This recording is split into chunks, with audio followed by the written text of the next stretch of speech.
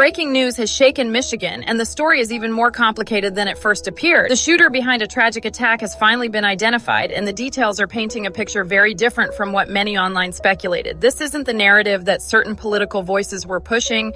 Instead, it's something that once again raises questions about violence, radicalization, and how America responds when tragedy strikes. The suspected Michigan shooter was a 40-year-old Iraq war veteran named Thomas Jacob Sanford. He had served as a U.S. Marine from 2004 to 2008 and was deployed to Iraq during that time. Authorities say Sanford deliberately drove into a Michigan church, opened fire on the congregation, and even set the building on fire while worshipers were inside. Police engaged him in a gunfight, and he was killed at the scene. Sadly, 4 people inside the church lost their lives, and at least 8 others were wounded. Rescue teams had to pull survivors and victims from the rubble. Some died from gunshot wounds, others were discovered later inside the burned church. Sanford's background shows he wasn't an outsider to the community. He went to high school in the area, was seen often around town, and even described by friends as a typical country kid. Neighbors and acquaintances say he seemed normal, even happy, in recent weeks. Some recall meeting him at political rallies where he openly supported conservative causes and proudly spoke about his time in the military. Nothing, at least on the surface, suggested he was preparing for an act like this. He had also once worked jobs in snow removal, landscaping, and even pursued art as a sculptor. These pieces of his past make the events even more confusing to those who thought they knew him. Investigators are still piecing together what motivated him.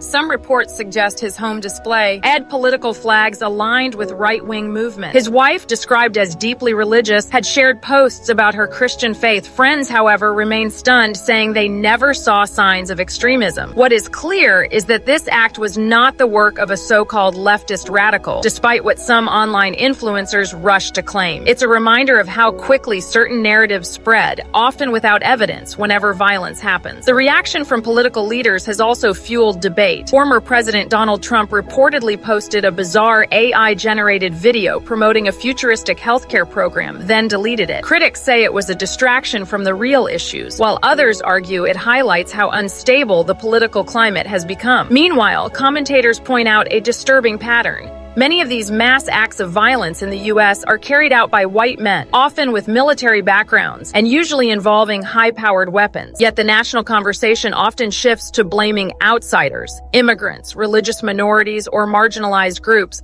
rather than addressing the root causes. So what is really happening here? Why are men like Sanford committing these acts of violence? Are they being radicalized online? Is it about ideology, personal despair, or simply easy access to weapons designed for war? Without asking these questions honestly, the cycle is guaranteed to continue.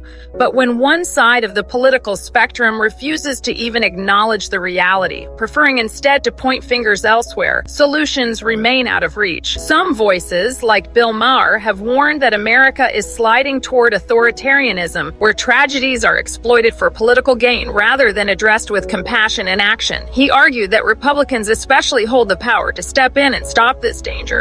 Drift, but only if they're willing to say no, even once, to the demands of leaders like Trump. The concern is not just about isolated acts of violence, but about a broader erosion of democratic norms and truth itself. The Michigan shooting is not just another tragic headline, it's part of a troubling pattern. A veteran once trusted and respected turned his skills and weapons on his own community. Innocent lives were lost in a place of worship, and instead of uniting to find answers, political factions are already spinning the story to fit their agendas. The question is whether America will finally confront the causes of this violence, or whether it will keep ignoring the warning signs while more lives are cut short.